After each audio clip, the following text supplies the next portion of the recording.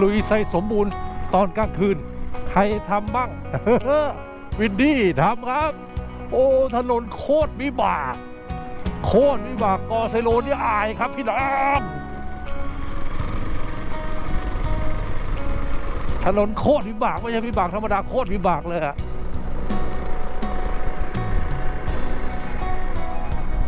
จุดดีนิดเดียวเอง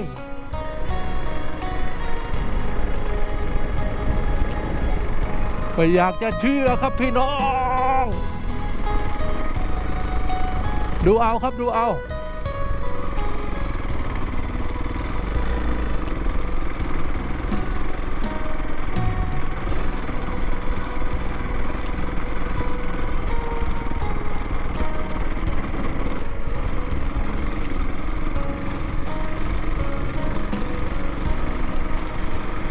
ไม่ใช่วิบากธรรมดาครับ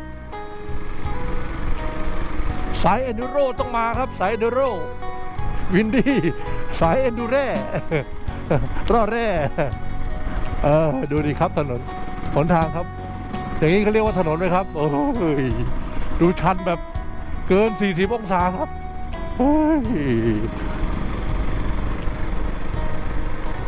เข้ากลางคืนเลยครับ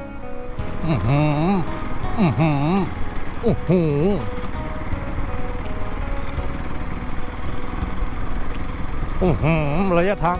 50 กิโลครับเป็นอย่างนี้ทั้งหมดครับโอ้โห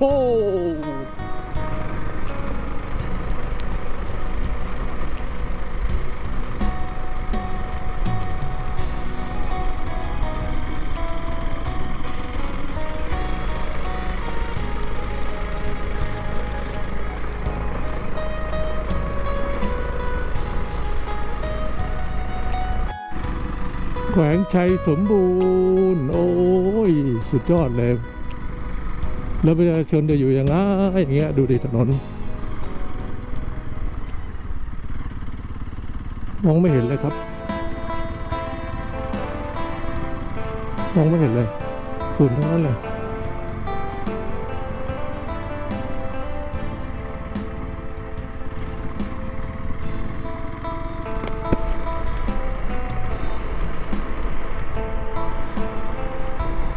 แสงไฟฟ้าโอ้ตายแล้ว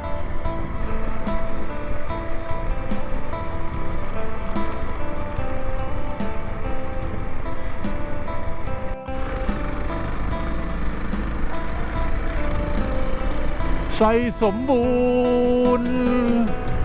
ใส่สมบูรณ์พี่เราเก็บคะแนนไปแล้ว2 แต้มไม่เป็นไรอยากมาลองอยากมารู้ครับพี่น้องกลางคืนก็เข้ามา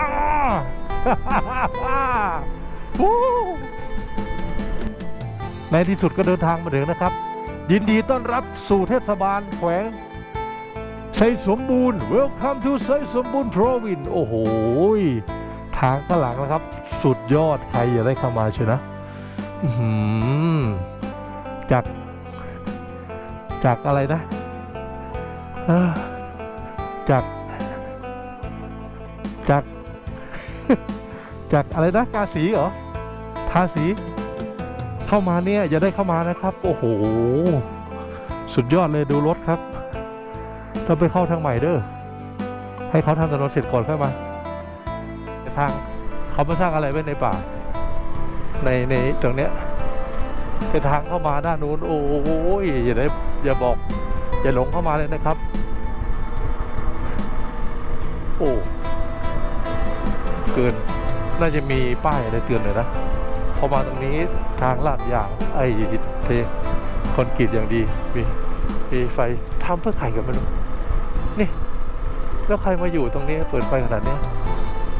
โอ้สุดยอดหมู่บ้านล่องแจ้งหมู่บ้านล่องงามล่องแจ้งดีไซน์สมบูรณ์กันอ๋อ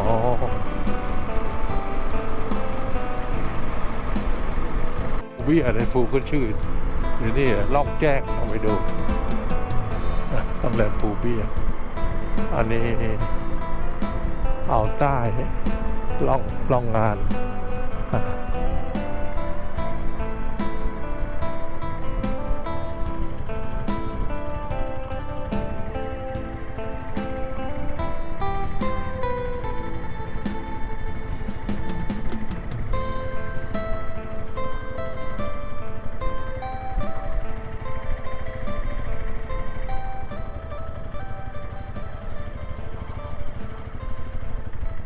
ร้านอาหาร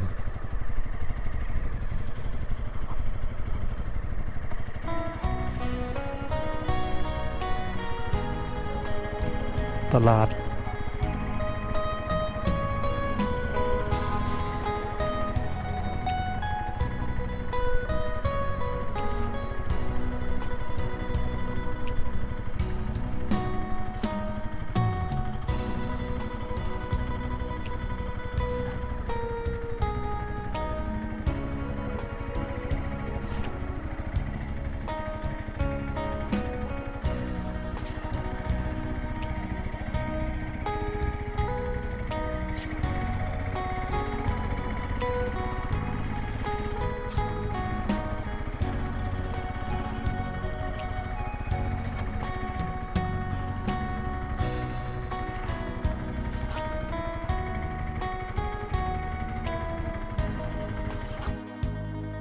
นี่ห้องพักที่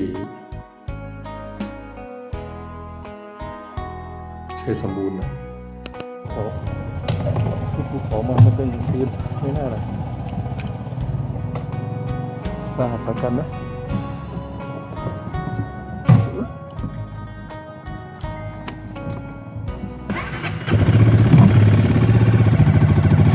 เปิดบทถ่ายภาพสว่างที่เชยสมบูรณ์นะหลังมากคุณตัดสินใจไม่อาบน้ำเลยอาบน้ำเช้าดูนะครับโอ้โหปูนี่ปูน้ำเช้าที่เราเห็นนะรอบข้างนี่เป็นปูหมดเลยดูครับพี่น้องโอ้โหคือนี่ใจเข้าไป2 รอบเลยจะไปหักขึ้นมุมที่เป็นมุมตัดด้านในนะที่รหัสใส่ว่ามุมตัดด้านในห้ามขึ้นนะอันตรายนะลองดูนู่นไหมเฮียถ่ายรูปเหรอโอ้มันสูงเข้ามาลำบากเลยนะได้โอ้เยี่ยมเลยเยี่ยมถ่ายรูป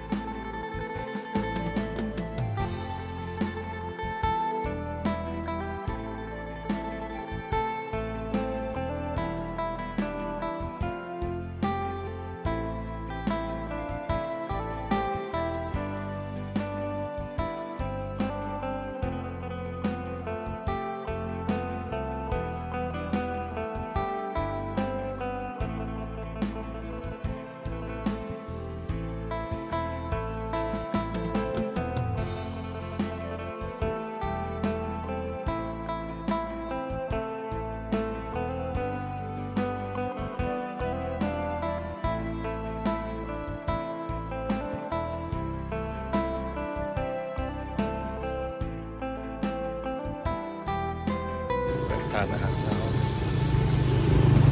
เปิดร้านนี้